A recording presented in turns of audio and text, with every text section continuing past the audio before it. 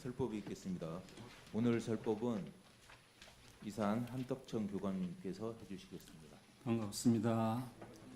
네, 강남교당에 신입교도로 오시는 분들이 특이한 분들이 많으셔가지고 우리 신앙수행단이 타격을 계속 하고 있습니다. 지난번에 허지웅님이 한번 하시고 오늘 이도우님이 하시는데 이런 강남교당의 문화를 우리 기성 오래되신 분들이 적응이 되실런가 모르겠습니다. 오늘 또 월말 법회를 영화로 함께 하시겠습니다. 먼저 영상 보시겠습니다. 신과 함께라는 영화인데 이제 1편을 지금 보지 않고 2편을 시작을 해서 1편을 보지 않으신 분들은 어떻게 연계가 되는가 지금들 상상을 하실 텐데요. 1편은 이제 죄와 벌이라는 제목으로 만들어진 영화죠. 그래서 이 군대에서 총기 사고로 죽어서 저승에 간 사람을 지금 차사들이 데리고 올라와 있는데요. 2편은 이제 인과 연이라는 주제로 되어 있습니다. 그래서 이제 차사라고 하는 것은 우리가 아는 이제 저승사자죠. 저승사자들인데 이 세 사람의 차사들이 천년에 걸쳐서 맺어진 인연에 대한 이야기들로 이 영화는 전개가 됩니다. 미움과 배신 그리고 용서와 후회가 점철된 이들의 인연 고래를 따라가다 보면은 나쁜 인간은 없다, 나쁜 상황이 있을 뿐이라고 하는 메시지가 우리에게 전달이 됩니다. 1편은 모성애를 중심으로 영화가 만들어졌다면 2편에는 부성애를 중심으로 만들어진 영화인데 이 영화를 만든 김용화 감독은 그런 얘기를 했습니다. 이 신과 함께 두 편의 영화를 통해서 본인이 전달하고자 하는 메시지는 용서와 구원이라고 하는 두 메시지를 전하고 싶었다. 우리 인간들이 살아가면서 제일 귀중하고 존귀한 것은 바로 용서와 그리고 구원이 아닐까 그런 생각이 들어서 그런 생각들을 이 영화 속에 담았다고 했습니다. 영화는 천년 동안 이 차사들이 48명의 망자를 환생시키고 이제 한 명만 더 환생시키면 이 차사들에게는 새로운 삶을 열어갈 수 있는 아주 좋은 기회이기도 합니다. 하지만 여기에서 하정우가 나오는 강림은 원귀였던 수홍을 자신의 마지막 귀인으로 이해할 수 없는 선택을 합니다. 귀인이라고 하는 것은 염라대왕이 정한 귀인의 기준은 항상 남을 돕고 배려하고 정의로운 삶을 살다가 죽은 망자이거나 자신도 이유를 모르고 죽은 그런 천수를 누리지 못하고 죽은 억울한 망자들을 귀인이라고 하는데 저승에 있는 법으로 봐서는 이 원귀는 스스로 소멸되는 것이지 재판을 받아서 다음 생에 환생을 할 수 없는 그런 법이 저승의 법이라고 합니다. 그런데 이 강림이 저승차사 강림이 바로 이 원귀를 데리고 와서 재판을 받겠다고 제안을 하게 됩니다. 염라대왕은 재판을 받게 하는 그 조건을 걸기를 저승에 있는 성주신으로 해서 그동안의 차사들 저승사자들 그 망자를 데려오라고 계속 보냈는데 이 가는 족족 실패를 하고 데려오지 못하는 허춘삼이라고 하는 노인을 재판이 끝날 때까지 데리고 오라는 그런 제안을 하고 서로 그것을 수용하면서 이 영화는 시작이 됩니다. 이 허춘삼을 데리러 간 그 이승으로 데려간 해원맥과 덕추는 성주신을 만났는데 성주신의 막강한 힘에 의해서 이 사자가 어찌할 줄을 모르고 서로 이 성주신한테 당하기만 합니다. 그러다가 성주신의 약점을 발견하고 성주신으로 하여금 천년 전에 자기들의 이 차사들이 천년 전에 있었던 전혀 기억하지 못한 저승의 이야기를 듣게 되게 됩니다. 그래서 저승과 이승이 오고 가면서 인과 연이 천년이라는 세월 동안에 어떻게 만나고 어떤 삶을 살아가고 있는가를 이제 이 얘기를 하고 있습니다. 그래서 김용화 감독은 우리의 삶이라고 하는 것은 단순히 전생과 이생이 아니라 수생을 통해서 인과 연이 만나서 삶을 이루어가고 세상이 이루어진다는 것을 전 얘기하고 있는데, 이번에 새로 종법사가 되신 전산 종목사님께서 그런 얘기를 하시더라고요. 전무신을 지원하고 원불교 호법이 너무 좋아가지고 이제 이 서울대 가는 걸 포기하고 원불교학과를 가려고 하는데 딱 마음이 하나 걸렸다. 대종사님 가르침 중에서 육도 윤회라고 하는 것이 이해가 안 돼서 이것만 다 빼버리면은 원불교 법이 그야말로 누구에게나 환영받을 텐데 의심받지 않을 텐데 육도 윤회라는 것이 믿음이 생기지 않아 가지고 망설였다고 합니다. 그랬더니 추천인 교모였던 균타원 신재근 종사님께서 그것이 원불교 진리의 한 축인데 그것을 빼버리면 어떻게 원불교가 존재할 수 있겠느냐, 그 말씀을 받들고 다시 자신의 믿음을 세웠고 출가를 해서 바로 불생불멸과 인과봉이치에 더욱더 깊은 정진을 통해서 깨달음을 얻었고, 그리고 그것이 자기의 삶의 근간이 되었다는 이야기를 하신 적이 있습니다. 이 영화는 단순히 오락물이 아니라 인과봉의 이치와 불생불멸의 이치를 믿는 우리 원불교인들에게 내 신앙을 반조해보는 기회가 될 것이고, 내 삶이라고 하는 것이 무엇인가, 과연 내 삶이라는 무엇인가를 반조해보는 그런 영화가 되지 않을까 생각이 들어갑니다. 다음 보시겠습니다. 저승에서 재판을 받을 수는 없지만은 강림 차사가 염라대왕을 설득해서 재판을 받게 됐는데 조건은 바로 이 저승에서 허춘삼이라는 사람을 데려오는 것으로 재판을 열어주겠다고 이제 승인을 하게 됩니다. 그래서 염라대왕은 명을 받고 내려와서 이 해온백과 덕춘이 찾아간 집이 바로 현동이라고 하는 아이의 집입니다.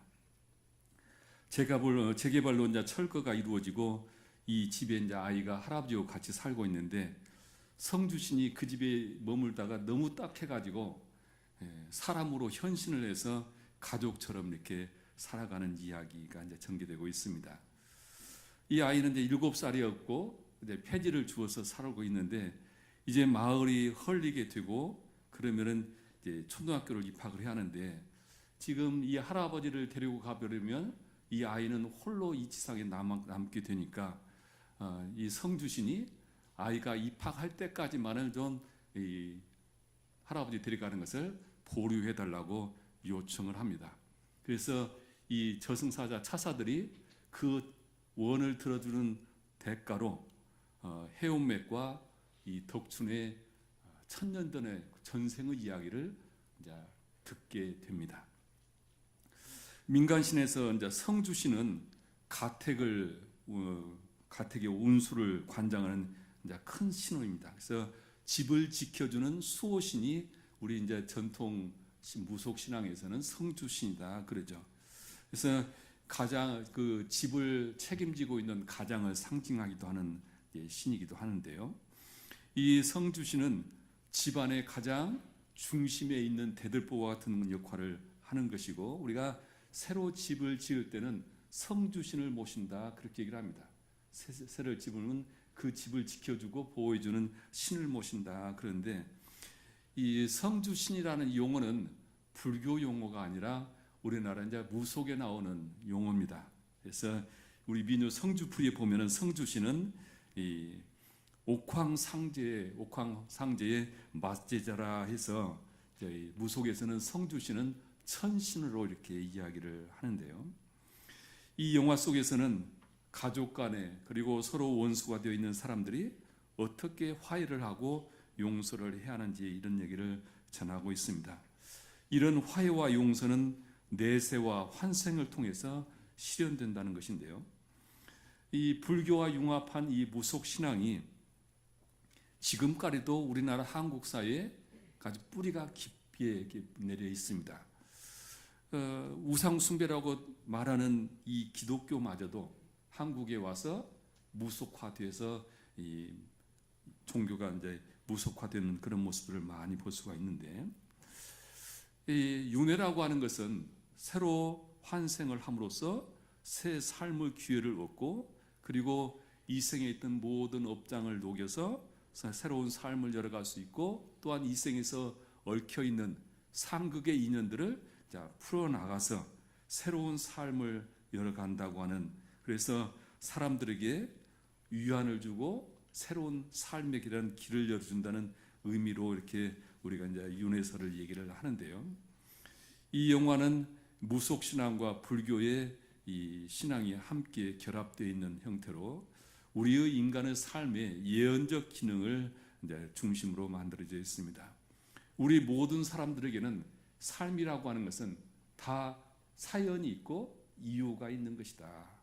그 삶을 우리가 어떻게 만들어갈 것인가, 이 생뿐만 아니라 다음 생에도 우리는 어떻게 살아가야 할 것이라고 하는 이런 희망적인 메시지를 전하는 것이 이제 윤회설이라고 보고, 이런 윤회설의 바탕에서 이 영화는 만들어져 있습니다. 그래서 이 저승차사와 이승에 있는 사람들이 함께 어떻게 삶을 해석을 하고 만들어 가는지를 보시면 되겠습니다. 다음 보시겠습니다. 마동석으로 나오는 성주신에 의해서 1000년 전의 이야기가 지금 전개되고 있습니다.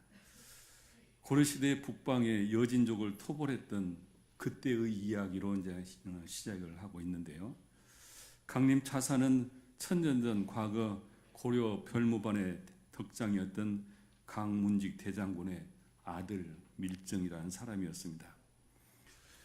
덕장이었던 강문직 대장군은 불필요한 살생을 늘 피하려고 노력을 했고, 그래서 그 여진족을 토벌하면서도 최대한 사람들을 살려주고 그리고 포로들은 석방하는 그런 마음을 가졌는데, 어느 날 이 강문직 대장군은 여진족을 토벌하다가 아이 하나를 만나게 됩니다. 그리고 그 아이를 입양을 하게 되죠. 근데 그 아이가 무예라든지 성품이라든지 모든 것이 자기네 친아들인 이 강림, 즉 밀정보다는 더 수월하게 됩니다. 그래서 그 아이를 잘 키우게 되는데, 친아들 이 강림은 늘 그 아버지가 그 양아들로 삼았던 아들을 너무 친애하자 열등의식으로 또한 배신감으로 늘 아버지를 미워하게 됩니다. 마지막 전투에서 이 강문직 대장군은 친아들이 제일 앞장서서 선봉에 쓸 줄 알았더니 이 양아들을 선봉에 세웁니다.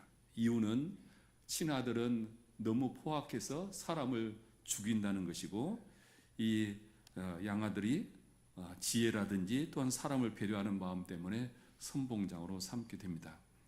이 전투에서 강림의 아버지가 전사되고, 그리고 강림은 대장군으로 임명이 되자 자신의 그 동생을 이 변방으로 보내버립니다. 그래서 이 변방에서 여진덕을 토벌하고 살아가는데, 이 하얀삭이라는 별명을 가지고 무시무시한 이런 장군이 되어서 만나는 사람마다 그 살생을 하게 되는데, 그러다가 이 덕춘이라고 하는 아이를 만나게 됩니다. 산속에서 호랑이를 만나서 쫓겨갈 때 살려주게 되었고, 이 살려준 아이들이 이 여진족의 잔당이 있는 곳을 있을 거라고 생각하고 가봤더니 전부 부모가 전쟁에 다 돌아가시고 아이들만 남은 고아들만 있는 곳이었습니다. 그래서 그들을 보살피고 있는 아이들을 만나는 모습을 우리는 영화에서 봤습니다. 우리가 이제 살아가면서 보면 내생이라는 부분을, 이제 기독교에는 기본적으로 하나님을 믿으면 죽어서 천당을 가고 믿지 않으면 지옥을 간다고 하는 것이 이제 기본적인 그들의 이제 내세관이죠.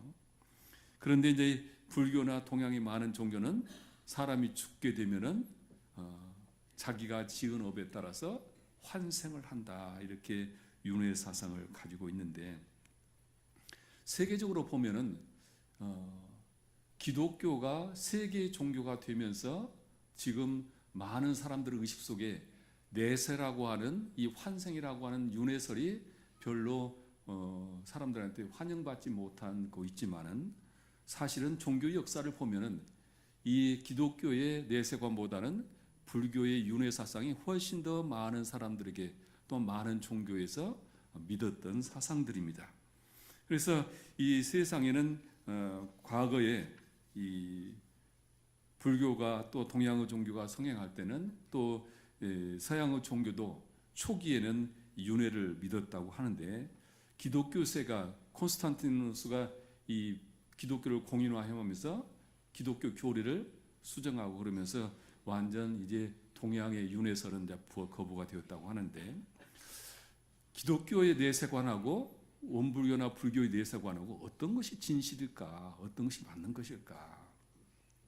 아마 종교인들마다 각각 다르게 이야기를 할 것입니다.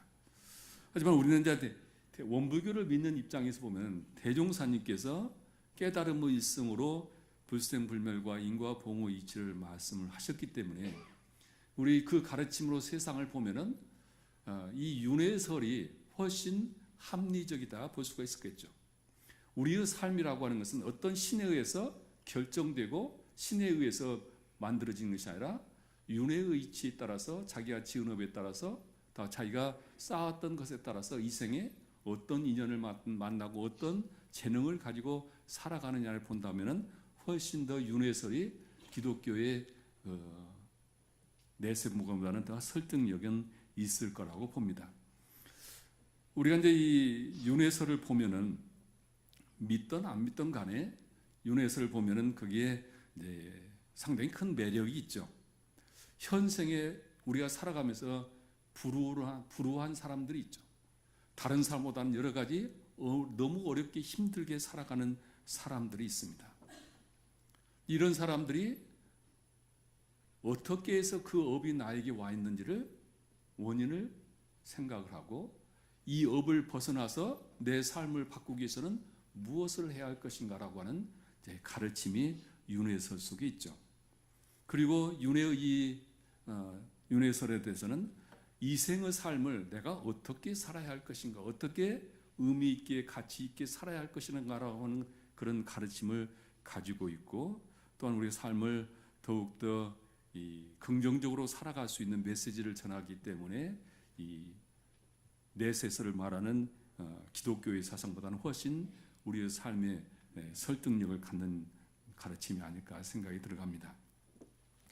이 인과 연은 이런 환생 이론을 기초로 해서 만들어진 영화고 이 영화의 중심에 가족이란 인연이 있습니다. 이 가족이란 인연이 천년 동안에 서성에 체류하면서 서로 악연이 되었고 이 악연들이 어떻게 선연으로 변화되는가를 영화 속에서는 구성을 하고 있습니다. 천년과 인연 때문에 저승에서 살아가는 이 환승에 대한 이야기들이 우리에게는 낯설지는 않습니다만 무속신앙은 기본적으로 내세보다는 현세의 삶이 중심이 되어 있습니다. 그래서 이 현재의 삶을 원한에 맺혀 있는 우리의 삶을 어떻게 하면 새롭게 또 새로운 시간으로 새로운 기회로 제 자신의 삶을 통해서 환생을 준비할 것인가 이런 부분들이 무속신앙의 인과봉의 핵심적 가르침인데 불교나 원불교나 이 무속에서는 내세보다는 현세의 삶을 더 중시하는 경향이 있죠. 그래서 속담에 개똥발에 굴려도 이승이 좋다는 말을 우리가 하는데 이런 그 환생의설을 기독교 입장에서 많이 비난을 합니다. 비난을 하는데 종교학자들이 그런 얘기를 합니다. 기독교인들이 이 환생의설을 내생설을 거부하면서 왜 한국 불교는 이런 이 기복신앙으로 변화되고 있을까? 기독교는 복음신앙이라고 얘기를 하는데 한국인들의 기독교 신앙들이 기복신앙으로 아주 그 심하게 경도되어 있다 그렇게 얘기를 하면서 그것은 기독교가 이 한국민들이 가지고 있는 무속신앙에 습화되면서 이렇게 변했다고 하는데 기본적으로 우리 한국 사람들에게는 이 무속신앙에 이 피가 흐르고 있다. 즉, 이 현세라고 하는 삶을 굉장히 중시하는 기본적인 가치관을 가지고 있다. 이제 그렇게 얘기를 합니다. 이 환생의 이론이 불교의 윤회설과 만나서 굉장히 강력한 종교적인 성향을 가지게 되어 있는데, 기독교인들이 그런 얘기를 해요. 이미 돌아가 죽어서 저승에 갔는데 왜 불교는 이 윤회를 얘기하면서 돌아가신 분들을 이 생을 현생으로 다시 불러내느냐, 이런 비난을 하기도 하는데요. 이제 원불교에서는 이 기독교에서 말하는 천국이나 천생이 육도 윤회 보는데 천계가 바로 똑같은 역할이기도 한데, 천계를 최고로 따지지 않고 인간계의 삶을 또 많이 이야기를 합니다. 왜 인간계의 삶을 중시하냐면은 인간의 몸을 가지고 있어요. 천계라고 하는 것은 영혼으로 존재하는 것이고, 이 인간계는 이 몸을 가지고 내가 복을 지을 수도 있고 나를 더 진급시킬 수 있는 귀한 인간의 몸을 받아야만 가능하다. 그래서 사람 몸 받는 것을 중시하는 그런 경향을 가지고 있습니다. 그래서 이 불교의 윤회설은 무속의 환생설과 교류를 같이 하지만은 기독교 그 기복적인 무속의 신앙을 넘어서서 이 성불과 재종이라고 하는 큰 이 의미 속에서 불교의 환생설은 더 큰 의미를 가지고 있다고 봅니다. 다음 보시겠습니다. 네, 후견 역할을 하던 해운맥은 얼마 못 가서 자신의 행위가 발각이 되고 역적으로 몰려서 죽을 위기에 처합니다. 마지막 아이들을 피신시키고 덕춘에게, 그 고아들 비롯한 덕춘의 부모를 죽인 사람이 자신이라는 것을 고백을 하고 용서를 구합니다. 천년을 기다렸던 용기고 그리고 용서였습니다. 이 자기 아버지를 죽였던 하얀삭이라고 하는 이 고려 장수의 이야기를 듣고 충격을 받지만은 자신을 지켜주고 고아들을 후견 역할을 했던 이 하인삭을 용서하고 안아주게 됩니다. 고려 대장군 밀정은 이 아버지가 양아들로 받아들였던 이 하얀삭을 늑대무리의 밥에 던졌습니다.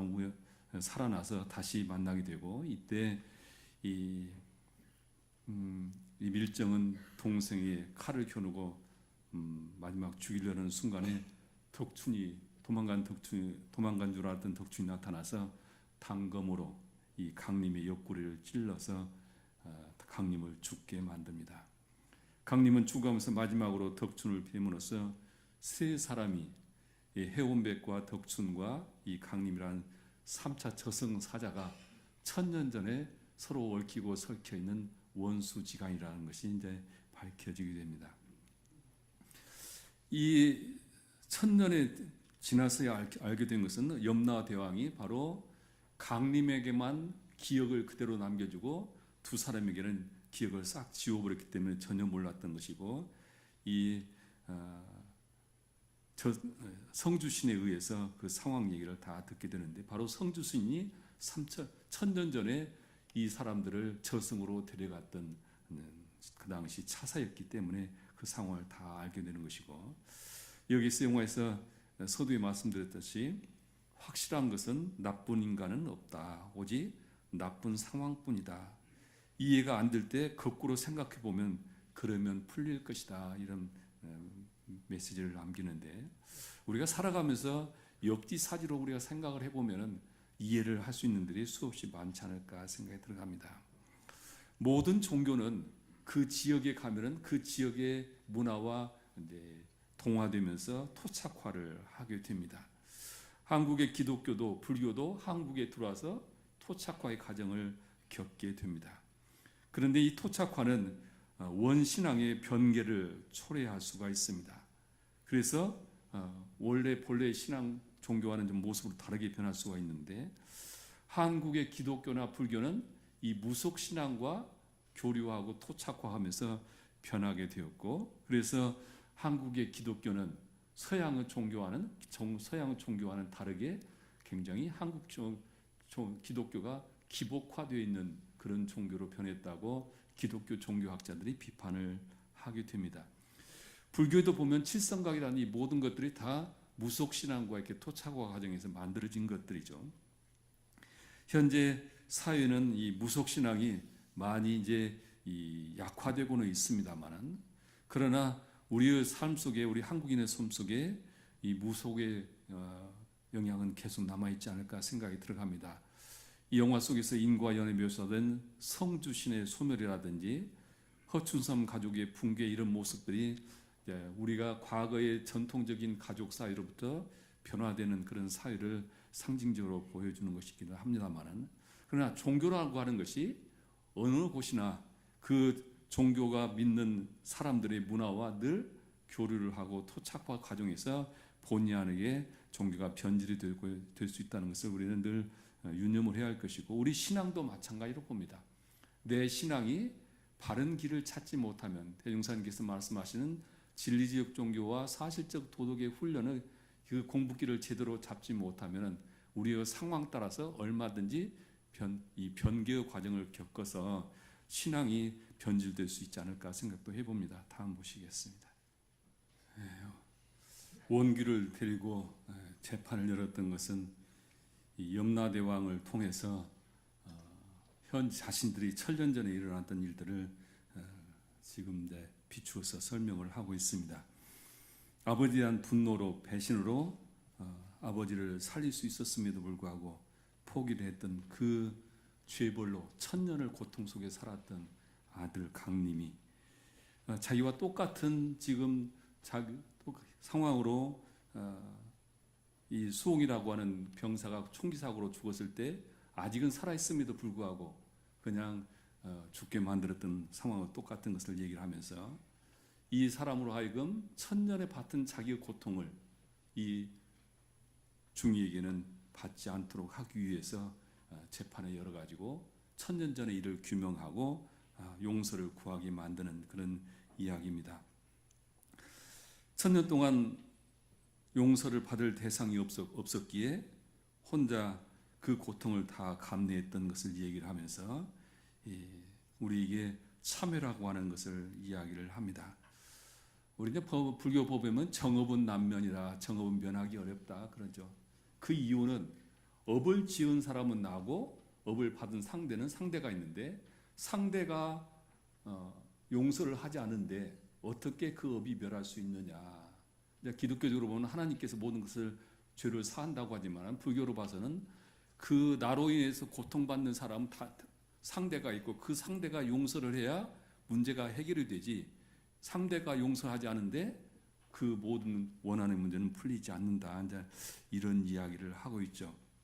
그래서 영화는 용서를 빌 시간을 천년 동안 주었고 속죄와 참회 시간의 기회를 통해서 비로소 참 자유를 얻게 된다는 이야기를 하고 있습니다. 이 영화를 보면서 대산종사 본문이 생각이 나는데요. 모든 속박에서 벗어나 대자유를 얻는 길로는 큰 참회와 같이 빠른 길이 없으니, 삼세를 통하여 알고도 짓고 모르고도 지은 모든 업장을 녹이기 위해서는 진정한 참회로 내가 먼저 풀어 갚지 말아야 세세생생 거래간에 편안하고 걸림이 없을 것인즉, 이때를 당하여 또한 큰 참회로 일념 청정한 가운데 오고 가야 할 것이다 라는 천도 법문을 하셨고, 우리 참회문에도 보면은 모든 종교의 참여기를 열어주신 이유가 이 참회를 통해서 업을 소멸하고 새로운 삶을 열어갈 수 있다는 말씀을 하고 있습니다.